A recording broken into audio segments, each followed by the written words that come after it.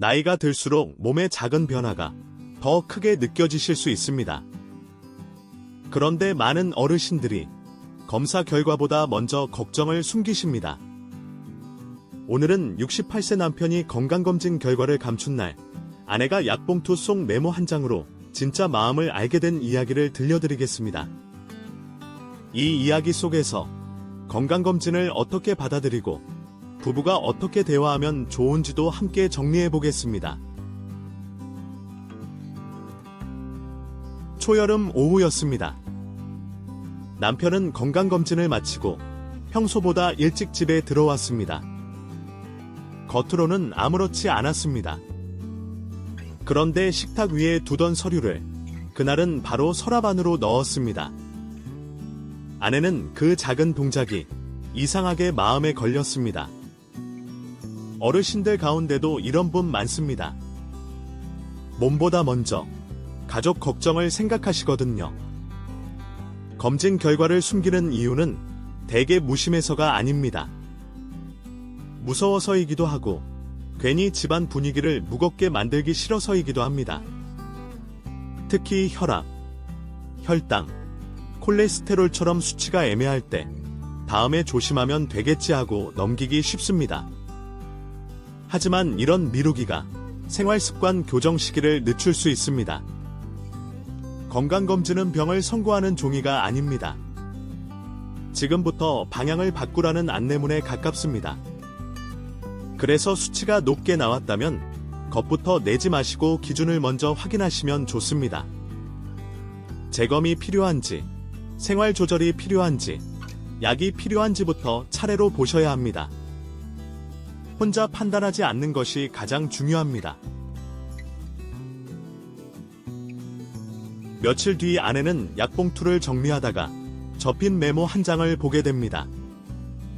거기에는 짧게 적혀 있었습니다.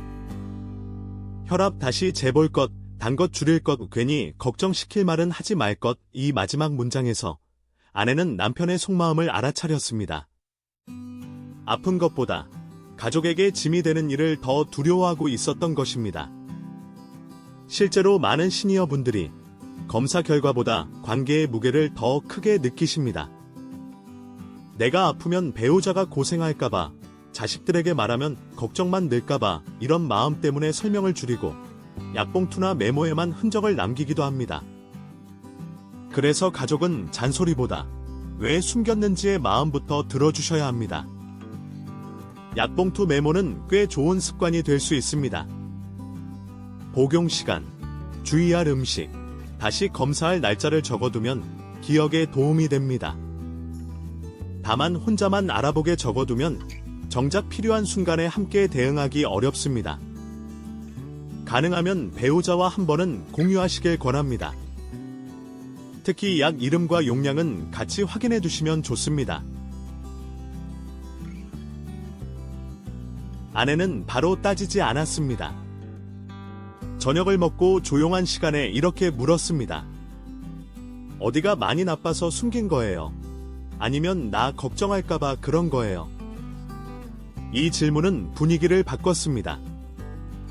잘잘못을 묻는 말이 아니라 마음의 이유를 묻는 말이었기 때문입니다. 건강 대화는 사실 확인보다 감정 확인이 먼저일 때가 많습니다. 시니어 부부 대화에서는 말의 순서가 중요합니다. 왜 숨겼어요 보다 많이 놀라셨겠어요가 먼저 나오면 방어가 줄어듭니다. 그리고 결과지를 같이 보자고 할 때도 당신이 틀렸다는 뜻이 아니라 함께 정리하자는 뜻임을 분명히 해주시는 것이 좋습니다. 그래야 다음 검사 때도 숨기지 않게 됩니다. 건강 문제를 이야기할 때는 3가지만 나누시면 됩니다.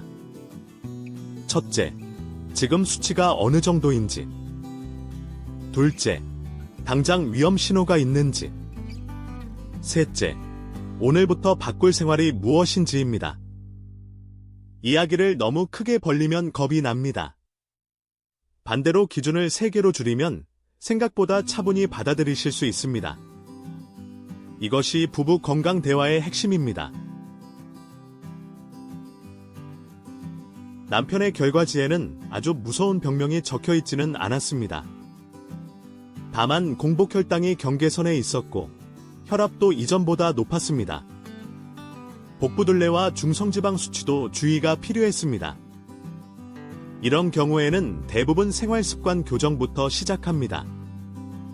그래서 결과지를 볼 때는 병명보다 어떤 항목이 지난번보다 달라졌는지 먼저 보셔야 합니다. 예를 들어 혈압은 집에서 재는 수치와 병원 수치가 다를 수 있습니다. 그래서 아침과 저녁, 일정한 시간에 재서 일주일 정도 기록하면 도움이 됩니다. 혈당도 한 번의 숫자보다 흐름이 중요합니다. 단 것을 끊었다는 말보다 식사 시간과 양이 일정한지가 더 실제적인 기준이 됩니다. 숫자를 생활과 연결해서 보셔야 합니다. 검진 결과를 받으시면 꼭 표시해 두실 항목이 있습니다. 재검 권고 여부, 약 복용 시작 여부, 체중과 허리둘레 변화, 그리고 3개월 뒤 다시 볼 수치입니다. 이 4가지를 적어두면 관리가 쉬워집니다.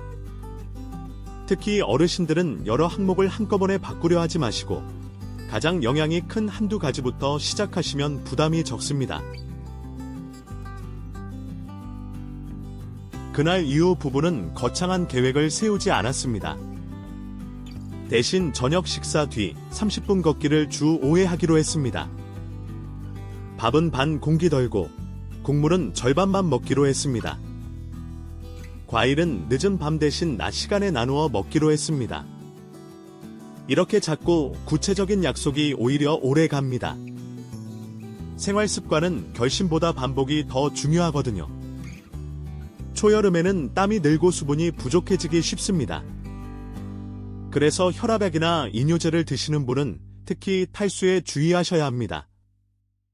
맹물 마시기가 힘들면 식사 사이에 조금씩 나누어 드시면 좋습니다. 단, 신부전이나 신장질환이 있는 분은 수분 제한이 필요할 수 있으니 주치의 기준을 따르셔야 합니다. 내 몸의 기준을 아는 것이 우선입니다. 운동도 무리하면 오래 못 갑니다. 숨이 조금 차지만 대화는 가능한 정도가 좋습니다. 근력 운동은 주 2회에서 3회, 의자에서 앉았다 일어나기나 벽 짚고 종아리 들기부터 시작하셔도 됩니다. 중요한 것은 젊을 때처럼 하는 것이 아닙니다. 지금 몸 상태에 맞게, 다치지 않게, 꾸준히 하는 것입니다. 그것이 진짜 관리입니다. 며칠 뒤 남편은 먼저 말했습니다. 다음 검진은 같이 가자고요. 아내는 크게 놀라지 않았습니다. 결과보다 마음을 먼저 받아준 덕분이었습니다. 어르신들 집안에서 건강 이야기가 자꾸 늦어지는 이유는 수치가 무서워서만이 아닙니다. 말을 꺼냈을 때 혼날까봐, 약한 사람으로 보일까봐, 분위기가 싸늘해질까봐 그런 경우가 많습니다. 그래서 가족이 꼭 기억하셔야 할 말이 있습니다. 왜 이제 말했어요 보다 말해줘서 고맙습니다가 먼저입니다. 그리고 당장 인터넷 검색으로 겁을 키우지 마시고 병원에 물어볼 질문 3가지를 적어두시면 좋습니다. 수치는 얼마나 심한지, 생활 습관으로 가능한지, 약은 언제까지 먹는지. 이 정도면 충분히 시작할 수 있습니다. 건강은 혼자 버티는 문제가 아닙니다. 특히 60대 이후에는 기억보다 기록이 도움이 되고 참는 것보다 상의하는 것이 안전합니다. 약봉투 메모 하나가 부부 사이를 바꾼 것도 결국 서로를 지키고 싶은 마음이 있었기 때문입니다. 숨기지 않아도 되는 집안 분위기. 그것이 어떤 약보다 오래가는 건강 습관일 수 있습니다. 오늘 이야기는 특별한 집안 이야기 같지만 사실 많은 어르신들의 일상과 닮아 있습니다.